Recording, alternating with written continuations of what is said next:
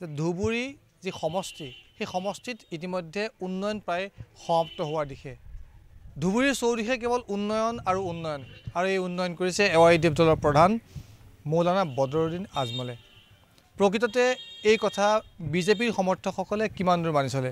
মোৰ সতীৰ্থ নুৰ ইছলামৰ সহযোগত আমি আহি উপস্থিত হ'লো একাংশ বিজেপি সমৰ্থকৰ কাষলৈ প্ৰথমে আপোনাৰ কাষলৈ আহিছোঁ এবাৰ সেই হাঁহি কোনে মাৰিব এইবাৰ হে খাই মাৰিব আমাৰ বিজেপি আৰু এজিপিৰ মিত্ৰ দলৰ প্ৰাৰ্থী জাভেদ ইছলামে হাঁহি মাৰিব তেখেতৰ দেউতাকৰ কিছু কাৰ্যপন্থাৰ প্ৰভাৱ পৰিব নেকি হয় তেওঁৰ দেউতাকৰ ভালে প্ৰভাৱ পৰিব তেওঁৰ দেউতাক যেতিয়া মন্ত্ৰী আছিল আমাৰ ধুবুৰী জিলাৰ বহুত মানুহৰ চাকৰি দিছে মেক্সিমাম আমাৰ এলপি হাই স্কুল যিবিলাক হৈছিল তেতিয়া তেওঁৰ দেউতাক মিনিষ্টাৰ আছিল মিনিষ্টাৰৰ সময়তে এইবিলাক মানে হৈছিল এইবিলাক মানুহে জাভেদ ইছলামক সমৰ্থন কৰিব বিভিন্ন দলঙৰ কথা কৈছে বা বিভিন্ন ৰাস্তা ঘাটৰ কথা কৈছে এআইইউডিএফে কৈছে আমাৰ ইয়াত এটা দলঙৰ কথা কয় সিহঁতে ধুবুৰী আৰু ফুলবাৰী ব্ৰিজটো তেওঁ সাংগত হোৱাৰ কিমান বছৰ হ'ল আজি 15 বছৰ হ'ল তেওঁ প্ৰথম যেতিয়া সাংগত হৈছিল তেতিয়া দিল্লীত ইউপিএ গভৰ্ণমেণ্ট আছিল কংগ্ৰেছ গভৰ্ণমেণ্ট আছিল তেতিয়া কিয় ব্ৰিজটো হোৱা নাই ব্ৰিজটোৰ মূল কাৰণ হ'ল তাত টকা চেংচন দিব লাগিব ই আমাৰ নৰেন্দ্ৰ মোদী চৰকাৰ বিজেপি চৰকাৰ অহাৰ পিছৰ পৰাই ধুবুৰী আৰু ফুলবাৰী ব্ৰিজটো তেওঁ চেংচন দিছে ফাৰ্ষ্ট ক্ৰেডিটটো আমাৰ নৰেন্দ্ৰ মোদী সাহেব বিজেপি দলৰ ক্ৰেডিট সেকেণ্ডে তেওঁ সংসদত কিবা উত্থাপন কৰিছে ব্ৰিজ লাগে সি বহুত ব্ৰিজ লাগে কৈ আছে কিন্তু ধুবুৰী ফুলবাৰী কিয় হ'ল এইটো আমাৰ ধুবুৰী ফুলবাৰী আমাৰ বিজেপি দলৰ স্বইচ্ছাত হৈছে ক্ৰেডিট আমাৰ এইটো বিজেপি দল হৈছে আৰু ধুবুৰীত মেডিকেল কলেজ হৈছে এইটো আমাৰ অসম চৰকাৰৰ মাননীয় মুখ্যমন্ত্ৰী মহোদয় নিজে আহি তাত অপেনিং কৰিছে এইটো কংগ্ৰেছৰ সময়ত অপেনিং কৰিছিল পইচা দিয়া নাছিল এতিয়া বিজেপিৰ সময়ত অপেনিঙো কৰিছে পইচাও দিছে কাৰণ কথা মতে কাম এই চৰকাৰৰ আমাৰ ধুবুৰীত ব্ৰিজ কি কয় মেডিকেল কলেজ হৈছে আৰু একাংশ কৈছে যে যেহেতু মিয়া ভোট নালাগে বুলি কৈছিলে প্ৰকৃত মিয়াই ভোট নিদিয়ে বুলি কৈছে আচলতে কথাটো হ'ল অসম চৰকাৰে যি কি সুবিধা দিছে আমাক মাইনৰিটি মিয়াসকলৰ কাৰণে কৈছে তেওঁ বাৰে বাৰে গভৰ্ণমেণ্ট হোৱাৰ পিছৰ পৰাই আকৌ চাব এমএলএ ভোট গৈছে 2021ত আমাৰ মাইনৰিটি মানুহখিনি ভোট দিয়া নাই তাৰপিছত পঞ্চায়ত ভোট আহিছে ভোট দিয়া নাই পঞ্চায়তত আমাক এইফালে এটাও প্ৰাৰ্থী জিকাই দিয়া নাই তাৰপিছত আকৌ এমপি হৈছিল এই জাভেদ ইছলামে প্ৰথম এমপিত ইলেকশ্যন খেলিছিল 2019 চনত তেখেতক ভোট দিয়া নাই আকৌ পিছত পঞ্চায়ত ইলেকশ্যন হৈছিল পঞ্চায়তত আমাৰ মানুহখিনি বিজেপিৰ প্ৰাৰ্থীক ভোট দিয়া নাই সেইকাৰণে আমাৰ মাননীয় মুখ্যমন্ত্ৰী মহোদয়ে আৱেগিকভাৱে কৈছে যে আমাক ভোট নালাগে এইটো আৱেগিকভাৱে কৈছে যে আমি বাৰে বাৰে প্ৰাৰ্থী দিয়াৰ পিছতো ইমান সুবিধা দিয়াৰ পিছতো মানুহখিনি আমাক ভোট নিদিয়ে সেইকাৰণে আৱেগিকভাৱে কৈছে এইটো পলিটিকেলি আৱেগিকভাৱে কৈছে তো এতিয়াতো কৈ আছে আমাৰ মানুহ সংখ্যালঘু মানুহ ভোট দিব চাব এবাৰ নগাঁও আৰু কৰিমগঞ্জত মেক্সিমাম 90% সংখ্যালঘু এইটো সমষ্টি লোকসভা তাতে জিকিব আমাৰ প্ৰাৰ্থী নগাঁৱৰ সুৰেশ বৰা কৰিমগঞ্জত কৃপনাথ মাল্লা জিকিব চাব এবাৰ আৰু এটা প্ৰশ্ন আপোনাক সুধিব বিচাৰিম কংগ্ৰেছে কৈছে যে বদৰুদ্দিন আজমলৰ যিখন সভাত হেলিকপ্টাৰ চাবলৈ মানুহ আহিছে আৰু এআইইউডিএফে কৈছে নহয় তেখেতৰ যি দুৰ্গ সেই দুৰ্গৰ কাৰণে জনসভালৈ মানুহ আহিছে প্ৰকৃততে কোনটো সঁচা প্ৰকৃতটো কি কম হেলিকপ্টাৰ চাব আহিছে নে মানুহতো আমাৰ এৰিয়াৰ মানুহে হেলিকপ্টাৰ চাবলৈ আহে এইটো মানে অপ্ৰিয় সত্য কথা ভোট কিমান দিব নাজানো কওকচোন ভাৰতবৰ্ষৰ স্বাধীনতাৰ পিছৰ পৰা অসমত আমাৰ যিখিনি সমস্যা মাইনৰিটি অঞ্চলত আমাক ভোটাৰৰ সমস্যা ৰাখি দিছে ভয় খুৱাই দি আছে আমাৰ নাগৰিকত্বৰ সমস্যা লৈ এইটো খেলি আছে এই দুটা চৰকাৰ কংগ্ৰেছ চৰকাৰে ইমান দিন এইটো সমাধান কৰিব পৰা নাই আমাৰ মাইনৰিটি এই অঞ্চলত ধুবুৰী জিলাত তেখেতক প্ৰত্যাখ্যান কৰি ইউডিএফক ভোট দিছে হ্যাঁ আমিও দিছোঁ 15 বছৰ হ'ল তেওঁ কি কয় আমাৰ এমপি 20 বছৰ হ'ল আমাৰ ইয়াত এমএলএৰ পৰা পঞ্চায়তৰ সকলো প্ৰতিনিধি ইউডিএফৰ হয় তেখেতেও এইখিনি সমস্যা সমাধান কৰিব পৰা নাই সেইকাৰণে আমাৰ মাইনৰিটি অঞ্চল মানুহে এবাৰ ডিচিশ্যন লৈছে আমি চৰকাৰ পক্ষত থাকিম আৰু এই দুটাকে আমি প্ৰত্যাখ্যান কৰিম মানুহে এনেকুৱা এটা মাইনৰিটি মানুহে ডিচিশ্যন লৈছে আপোনালোকৰ যদি প্ৰাৰ্থীগৰাকী বিজয়ী হয় দ্বিতীয় স্থানত কোন আহিব দ্বিতীয় স্থানত বৰ্তমান মই জনামতে কংগ্ৰেছ আৰু ইউডিএফে মানে 50-50 সমান হৈ আছে এটা আৰু দুদিন পিছত মই ক'ব পাৰিম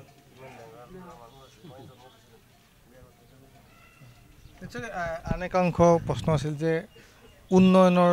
কথাটো কৈছে যে উন্নয়ন কৰা নাই আৰু সেই প্ৰশ্ন কৰি তেখেতে অন্য কিছু উত্তৰ দিছে নিশ্চয় আপোনালোকে জানে এই সময় কি কম বৰ্তমান সাংসদ মহোদয়ে এনেকুৱা মন্তব্য দি আছে তেওঁ এজন ৱৰ্ল্ড ফিগাৰ মই নট অনলি ইণ্ডিয়ান ফিগাৰ বুলি নকওঁ তেওঁ এজন ৱৰ্ল্ড ফিগাৰ তেওঁ ইমান মানে কাণ্ট্ৰিত তেওঁ বিজনেছ কৰি আছে আৰু তেওঁ 3বাৰৰ সাংসদ সকলোৱে তেওঁক আমি সন্মান দিওঁ কিন্তু এইবেলি তেওঁ তেখেতে এনেকুৱা এটা হাস্যকৰ আৰু মন্তব্য দি আছে মই বুজা নাই এইটো তাৰ লক্ষণ কি মই বুজা নাই যেটো আমি শোভা নাপায় এটা এমপিয়ে এটা সাংসদ মহোদয় এইবিলাক কথা ক'ব নোৱাৰে নিশ্চয়কৈ আমি এবাৰ আপোনাৰ কাষলৈ আহিছোঁ নাম বিতৰ্ক চলিছে মৌলানা বদৰুদ্দিন আজমল কিন্তু তেখেতৰ যিটো ভোটাৰ পৰিচয় পত্ৰ মহম্মদ বদৰুদ্দিন আজমল এই নাম লৈ বিতৰ্কটো কিয় আপোনালোকক আৱেগিক কৰিবৰ কাৰণে মৌলানা শব্দ লগাই প্ৰচাৰ কৰে নেকি নহয় মৌলানাটো মৌলানা পাছ কৰিছে ধৰ্মীয় লাইনত এটা ডিগ্ৰী আছে সেইটো পাছ কৰিছে এইটো মৌলানাৰ এটা ডাঙৰ ডিগ্ৰী সেইটো পাছ কৰিছে সন্মান কৰিব লাগে নাই ময়ো চাইছোঁ তাৰ নামটো নাই কিন্তু সেইটো মানুহক আৱেগিক কৰাৰ কাৰণে চমক দিয়াৰ কাৰণে মৌলানাটো লগাই দিলে মানুহ ভাল পাই যে মৌলানাৰ কথা মানিব লাগিব সেইকাৰণে মৌলানাটো লগাই দিছে আৰু এইবাৰ জৰা ফুকা কৰা নাই কিন্তু একাংশই কৈছে এইবাৰ হয়তো কান্দিব আৰু কান্দিলে আপোনালোক আৱেগিক হৈ যাব সঁচানে মানুহ আৱেগিক আৰু নহয় 15 বছৰ আৱেগিক হৈছে এতিয়া আৰু আৱেগিক নহয় কিছুমান কথা তেওঁ কৈ আছে তেখেত কৈ আছে সেইবিলাক মানুহ ভুল নাযাব এতিয়া ভুল যোৱা কথা তেওঁ কিছুমান কৈছে আৰু যিবিলাক কথা তেওঁ কয় মৌলানা মনুৱাজনে অল ইণ্ডিয়া ইউটিউবৰ প্ৰেচিডেণ্ট হিচাপে তেওঁৰ যিবিলাক কথা তাৰ মুখৰ পৰা সেইটো শোভা নাপায় আমি লাজ পাওঁ এটা সৰু এটা কথা শুনো যেতিয়া 1985 চনত যেতিয়া এজিপি চৰকাৰ গঠন হৈছিল তেতিয়া আমি যেতিয়া হেৰিত গৈছিলোঁ আমি এজিপি কৰিছিলোঁ যেতিয়া দিছপুৰত গৈছিলোঁ সুধিছিল আপুনি কোন সমষ্টিৰ মানুহ আমাৰ এই সমষ্টিত আছিল কি ইউএমএফৰ এমএলএ আমাৰ এই সমষ্টিত আছিল কি ইউএমএফৰ এমএলএ কি নাম আছিল এই আলিয়াগড় চাচা ইছু এমএলএ আপোনালোকে আৰু দলে নাপালে নেকি আপোনালোকে হেৰি ইউএমএফক ভোট দি দিলে তাৰ পিছত গ'লে আমি গৌৰীপুৰ সমষ্টিৰ কথা কৈছোঁ লাজ পাই অনিৰুদ্ধ সিং মিনিষ্টাৰ আছিল আমাৰ এজিপিৰ কৈছোঁ এতিয়া আমাৰ অসমৰ সকলো হিন্দু মানুহে তেওঁক ভালকৈ সন্মান কৰিছিল এই যে এইবেলি 1 বছৰ ধৰি যিটো তো ভাষা কৈ আছে সেই ভাষাৰ কাৰণে হিন্দু মানুহ তেওঁক বেয়া পাই আছে হিন্দু মানুহৰ ওচৰত আমাৰ যেটো এমপি কওঁতে লাজ লাগি যায় বুজিলে নহয় লাজ লাগি যায় এনেকুৱা কথা তেওঁ কেতিয়াও ক'ব নোৱাৰে ক'বই নোৱাৰে তো দেশেৰ আৰ দশেৰ উন্নতিৰ কথা কেতিয়াও নকয় খালি মানুহৰ এগেইনষ্টৰ কথা কয় বেলেগ যিবিলাক কথা মানুহৰ ভাল নাপায় সেইবিলাক কথা কৈ থাকে গতিকে তাৰ এটা কথা আছে বিনাশকালে বুদ্ধি তোৰ বেলেগ হৈ যায় আমাৰ সেইটো ভাব হৈছে যে তোৰ বিনাশকাল আহিছে সেইকাৰণে বুদ্ধি তোৰ বেলেগ হৈ গৈছে বাজে কথা তেওঁ কৈ আছে কিয় হৈ পাৰে নেকি যে মানসিক ভাৰসাম্য হেৰাইছে ভাৰসাম্য নহয় 1 বছৰ আগতে আপুনি জানিব মানকেশ্বৰত সাংবাদিকক মাৰিবলৈ গৈছিল নহয় আৰু ইয়াৰ আগতে কেইদিন আগতে 2 দিন একদম সাংবাদিকে এইবিলাক দলিয়াই পেলাই দিলে কি কয় মানুহ নাই মিটিঙত মানুহ নহ'লে তো ফ্ৰাষ্ট্ৰেশ্যন হৈছে সেইকাৰণে এনেকৈ কৰি আছে বুজিল নহয় এটা আৰু আহিলো কংগ্ৰেছৰ কথালৈ কংগ্ৰেছে এবাৰ কৈছে যে বদৰুদ্দিন আজমলক ভোট দিয়া মানে বিজেপিক দিয়া সঁচা নেকি এইটো কেতিয়া সঁচা নহয় তেখেতসকলৰ এইটো পলিচি অৱশ্যে তেখেতসকলৰ এইটো পলিচি আমি আচৰিত ধুবুৰী জিলাত ইমান দিনৰ পৰা কংগ্ৰেছ চৰকাৰ হৈ আছিল মানুহ আছিল ধুবুৰী জিলাত প্ৰাৰ্থী পোৱা নাই নগৰৰ পৰা আনি দিছে প্ৰথমটো এইটো কথা হ'ল এইটো আমাৰ হাস্যকৰৰ কথা হৈছে তেওঁ মন্ত্ৰী আছিল 3বাৰৰ মন্ত্ৰী আছিল আমাৰ ধুবুৰীৰ ইনচাৰ্জ আছিল এটা যদি কাম কৰাৰ তেখেতে প্ৰমাণ দিব পাৰে যে আমি ধুবুৰীত মন্ত্ৰী তিনি ইনচাৰ্জ মন্ত্ৰী থকালৈকে আমি ধুবুৰীত এই মেডিকেল কলেজে হওক এটা চাকৰিৰ নামত কিবা কৰি দিব পাৰিছে নেকি তে প্ৰমাণ দিয়ক আৰু তেখেতে আমাৰ মূল সমস্যাখিনি সমাধান কৰিব পৰা নাই আৰু এটা মোৰ প্ৰশ্ন প্ৰেক্টিক্যালি তেখেতে যোৱাবাৰ ইউডিএফ আৰু কংগ্ৰেছ তেখেতে এলায়েন্স কৰিছিল কিয় আপোনালোকে গম পায় নাই যোৱাবাৰ ইলেকশ্যনত খেলিছিল মিত্ৰ দলত এইবাৰ কিয় ফাইট হ'ল তাৰ মানে কি অংক মিলা নাই অংক কি মিলা নাই মই বুজা নাই যে আকৌ ইউডিএফ আৰু কংগ্ৰেছে হিতে গালাগালি কৰি আছে ইয়াৰ অৰ্থ কি মই বুজা নাই সেইকাৰণে মই ৰাইজক আহ্বান কৰিম কংগ্ৰেছ আৰু ইউডিএফ দলক বৰ্জন কৰি আমাৰ শাসকীয় পক্ষৰ প্ৰাৰ্থীক ভোট দিব লাগে আৰু এগৰাকী বাইট ল'ম কাৰ পৰা ল'ব বিচাৰিম এটি মন্তব্য ল'ব বিচাৰিম আপোনাৰ ভাবিছোঁ অকণ যে হয় আপোনাৰ কাষলৈ আহিছোঁ যে স্থানীয় এগৰাকী আপোনালোকৰ ব্যক্তি আৰু দুগৰাকী স্থানীয় নহয় কিন্তু একাংশই কৈছে যে বদৰুদ্দিন আজমল আপোনালোকৰ স্থানীয় হৈ গৈছে। নাই নাই মানে ইউটিউবে ভোট দেওয়া মানে আমার একদম জাহান্নামে যাওয়া একই কথা। তো আমার কথা হল নিটিল নিটিল দারকিনা মাছ গোয়িং টু দি নালা নিচে মে জাল ফেলাম কুছ নেই মিলা। তো বদরুদ্দিনকে ভোট দেওয়া মানে কিছুই পাওয়া না পাওয়া সমান কথা বাস। হ্যাঁ, আমিও আগত বদরুদ্দিনক ভোট দিছিল, কিন্তু তার যেটা কার্যকলাপ মানে এমপি হয় আর ধুবুৰীত কাম কৰে সজাত আপোনালোকৰ অনেক প্ৰমাণ আছে। দুখীয়া মানুহক বেটাৰী ৰিক্সা দিছে, কিন্তু সকলোবোৰে যে তাতে যে সেই সজাত দিছে সেইটো কথা নহয়। কিন্তু আৰু এটা মূল কথা হৈছে যে সকলোৱে আশা কৰিছিল যে হয়তো তেওঁ এজন বিজনেছ মেগনেট আৰু সিহঁতে হয়তো আমাক কৰ্মসংস্থান দিব, এইটো আশা কৰিছিল। হয়তো চৰকাৰী নহ'লেও হয়তো তাৰ ব্যক্তিগত কোম্পানীত। কিন্তু দেখা গৈছে যে অসমৰ অন্য ঠাইৰ পৰা যিসকল নিবনুৱাক লৈছে সিহঁতক কোনো বাছ বিচাৰ কৰা নাই, কিন্তু অনলি ধুবুৰীৰ পৰা সিহঁতে তাৰ যে বিজনেছ চাৰ্টিফিকেট থাকিব লাগে, হ'লে নিব নহ'লে নাই। কি ধুবুৰীৰ ক্ষেত্ৰত এনেকুৱা কিয়? মোৰ এইটোৱে প্ৰশ্ন, কিয় ধুবুৰীৰ ক্ষেত্ৰত এনেকুৱা? যদি আপুনি এনেকুৱা ভাৱ লয় তে সজাত খেলক, আপোনাৰ ঠাইত কিয় ইলেকশ্যন নেখেলে?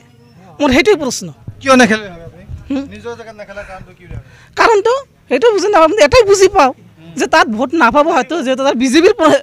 এইটো বেছি হৈছে সেইকাৰণে তাত ভোট নাপাব, সেই ভয়ৰ আশংকাতে সিহঁতে ধুবুৰীত আহি ইলেকশ্যন খেলে। আন এটা কথা জানিব বিচাৰিম, একাংশ লোকে কিন্তু ইতিমধ্যে বিজেপিত যোগদান কৰিছিলে, আমি জ্ঞাত হৈছোঁ। আপোনালোকে ইয়াৰে কোনোবা এগৰাকী পঞ্চায়তৰ সভাপতিও বিজেপিত যোগদান কৰিছে, ইয়াৰ কাৰণ? আমাৰ এজিপি বিজেপি চৰকাৰৰ উন্নয়নমূলক কাম দেখি আৰু ভৱিষ্যতেও উন্নয়নমূলক কাম যথেষ্ট কৰিব, সেইকাৰণে সিহঁতে বিজেপিত যোগদান কৰিছে আৰু যোগদান কৰিব উন্নয়নমূলক কাম দেখি। নহয় বেছি কথা উন্নয়ন লাগে যোগদান কৰাৰ এইখন গাঁৱৰে মই কিছুমান কথা আছে, প্ৰমাণ আছে। ইয়াতে আছে ল'ৰা, ভাৰত স্বাধীনতাৰ পিছৰ পৰাই এইখন গাঁৱৰ পৰাই ভাৰত স্বাধীনতাৰ পিছৰ পৰাই আমাৰ মানুহবিলাক চাকৰি পাবলৈ হ'লে এইটো এটা চিৰসত্য কথা আছিল, টকা লাগে। কংগ্ৰেছ গভৰ্ণমেণ্টৰ সময়ত আমাৰ গাঁৱত এইবাৰ 7টা চাকৰি হৈছে, মোৰ ঘৰত এটা হৈছে, এই যে দুখীয়া আমাৰ ইয়াতে ওচৰতে আছে, আৰু 7টা চাকৰি হৈছে বিনা পইচাত। এটা ঘৰত 2টাকৈ ফেমিলিৰ চাকৰি হৈছে। যি খৰিকাটা মানুহ ডাইৰেক্ট তেওঁক যদি কোৱাহেঁতেন যে তেওঁক 50,000 টকা দিব লাগিব, তাক 2টা চাকৰি দিম, সেইটো দিয়াৰ ক্ষমতা নাছিল। এইটো প্ৰমাণ যে অসমত বিজেপি চৰকাৰে দুৰ্নীতিৰ বিৰুদ্ধে যে কাম কৰি আছে, স্বচ্ছভাৱে মানুহক চাকৰি দি আছে, আৰু মানুহক বিভিন্ন স্কিমত দি যিটো উন্নয়নৰ স্বাৰ্থত কাম কৰি আছে। সেইকাৰণে আমি সকলোৱেই এই চৰকাৰৰ লগত থাকিব লাগে। দল যিয়ে নহওক এটা কথা স্বীকাৰ কৰিব লাগিব, চাকৰি হওক আঁচনি হওক বৰ্তমান চৰকাৰখন যথেষ্ট দিছে। ইয়াত থকা সমস্যা কিন্তু কি? আমাৰ ইয়াত সমস্যা হ'ল, আমাৰ এইফালে মূল সমস্যা, যিটো সমস্যা লৈ ইউডিএফ দল গঠন হৈছিল, যিটো কংগ্ৰেছে কৰা নাছিল, কি ডি ভোটাৰ আৰু নাগৰিকত্বৰ সমস্যা। আমাৰ ইয়াত আছে নদীবংগৰ সমস্যা, মূল সমস্যা। মই ভাবোঁ, মই কৈছিলোঁ যে আমাৰ ব্ৰহ্মপুত্ৰ চেলেঞ্জ কৰি দিয়ক, আমাৰ ওচৰৰ মূল সমস্যাখিনি সমাধান হ'ব। সেই আশাত আমি বদৰুদ্দিন আজমল সাহেবক ভোট দিছিল চৰ অঞ্চলৰ মানুহে, সেইটো হোৱা নাই। মূল সমস্যাটো আমাৰ ডি ভোটাৰৰ মানুহে আশংকা ভুগি আছে, নাগৰিকত্বৰ সমস্যা লৈ ভুগি আছে, নদীবংগৰ সমস্যা লৈ ভুগি আছে। কিন্তু আমি আশাবাদী, আমাৰ মাননীয় মুখ্যমন্ত্ৰী মহোদয়ে তেখেতে বৰাকত গৈ কৈছে মিটিঙত যে আমাৰ প্ৰাৰ্থীক জিকাই দিয়ক, আমি ডি ভোটাৰৰ সমস্যা 6 মাহৰ ভিতৰত সমাধান কৰি দিম। সিদিনা নগদ মিটিং আমাৰ CMয়ে কৈছে, আমাৰ জয়ন্ত মল্ল বৰুৱা আমাৰ ইনচাৰ্জ মিনিষ্টাৰ তেখেতেও কৈছে যে আপোনালোকে আমাক ভোট দিয়ক, আমি চৰৰ মানুহৰ মাটি পট্টা আমি দি দিম। আমাৰ CMয়ে নিজেও কৈছে, শুনক, CMয়ে নিজেই কৈছে যে মই এইবাৰ চৰৰ যিবিলাক মাটি আছে, মাতাব্বৰৰ ওচৰত থকা মাটিখিনি, এইখিনি মাটি লৈ আমি দুখীয়া মানুহক আবণ্টন দিম। সেইকাৰণে আমাৰ ধুবুৰী জিলাৰ মানুহক মই আহ্বান কৰিছোঁ যে আপোনালোকে আমাক চৰকাৰ পক্ষৰ মানুহক ভোট দিয়ক, আমাৰ সমস্যাখিনি আমি সমাধান কৰি লওঁ। মই এইটো আহ্বান কৰিছোঁ। আমি চৰৰ মানুহৰ মাটি পট্টা আমি দি দিম। আমাৰ CMয়ে নিজেও কৈছে, শুনক, CMয়ে নিজেই কৈছে যে মই এইবাৰ চৰৰ যিবিলাক মাটি আছে, মাতাব্বৰৰ ওচৰত থকা মাটিখিনি, এইখিনি মাটি লৈ আমি দুখীয়া মানুহক আবণ্টন দিম। সেইকাৰণে আমাৰ ধুবুৰী জিলাৰ মানুহক মই আহ্বান কৰিছোঁ যে আপোনালোকে আমাক চৰকাৰ পক্ষৰ মানুহক ভোট দিয়ক, আমাৰ সমস্যাখিনি আমি সমাধান কৰি লওঁ। মই এইটো আহ্বান কৰিছোঁ। কংগ্ৰেছ ৰকিবুল হুছেইন আৰু ইউডিএফ সিহঁতে খোৱা কামৰা কৰি আছে। আগতে 2021 সিহঁতে এলায়েন্স কৰিছিল, ইমান মিলা প্ৰীতি আছিল, 2টা দলে ভাল আছিল। এতিয়া কিয় বেয়া হ'ল সিহঁতৰ ভোট সিহঁতেই খহাই আছে যদি বিয়াই হৈছে ইউটিউব কেনেকৈ কংগ্ৰেছৰ লগত গ'ল আৰু ইউটিউব যদি বিয়া হৈছে কংগ্ৰেছ কিয় ইউটিউবৰ লগত গ'ল এইবিলাক মানুহ বুজি পাই আছে আৰু ৰকিবুল হুছেইন নগাঁৱৰ পৰা আহিছে তেওঁৰ কাৰণেই এই সমষ্টিটো কংগ্ৰেছ হাৰিব আৰু হাৰিবও লাগে তেওঁৰ কাৰণে কংগ্ৰেছটো নিস্তনাবদ্ধ হৈ আছে আৰু যেতিয়া 15 বছৰটো কি আছিল কংগ্ৰেছ শেষ হোৱাৰ কাৰণ ৰকিবুল হুছেইন কংগ্ৰেছ শেষ হোৱাৰ কাৰণ ৰকিবুল হুছেইন আৰু এই সমষ্টিৰ উন্নয়নমূলক কাম কাৰণে 15 বছৰ ইনচাৰ্জ আছিল কোনো এটা চাকৰিও দিয়া নাই তাৰ সমষ্টিত বহুত চাকৰি দিছে তো ডাঙৰ এজন মন্ত্ৰী আছিল এটা চাকৰি দিয়া নাই অজিত চৌধুৰী অলপ কেইটামান দিছে আৰু গোটেইবিলাক ৰকিবুল হুছেইন দিয়াৰ পিছত আমাৰ ইয়াত এটাও চাকৰি দিয়া নাই বুজিলে নহয় গতিকে তেওঁক মানুহে কি কৰি আছে বৰ্জন কৰি আছে কৰিব ইউডিএফ আৰু কংগ্ৰেছে সিহঁতে ফাইট কৰোঁতে আমাৰ AGP ইয়াৰ পৰা ওলাই যাব এটা 100% খাটাং হৈ গৈছে আৰু ব্যৰ্থ হৈছে নিশ্চয়কৈ এয়া আছিলে বিজেপিৰ একাংশ লোকৰ মন্তব্য পৰৱৰ্তী সময়ত সকলো জল পটপট হ'ব কাৰণ কেইটামান দিনৰ পাছত প্ৰত্যেকেই জনাদেশ দিব আৰু এইসকল ভোটাৰে নিৰ্ধাৰণ কৰিব এইবাৰ দিল্লীলৈ কোন যাব সময় আহে প্ৰত্যেকবাৰেই জনতাই এটা সুবিধা পায় এইবাৰ হয়তো এই সুবিধা কাক দিব সেয়া পৰৱৰ্তী সময়ত সকলো জল পটপট হ'ব আমাৰ দৃষ্টি নিবদ্ধ থাকিব Join BSc Nursing and GNM at St. Martha Institute of Nursing, Guwahati under SM Group of Institutions.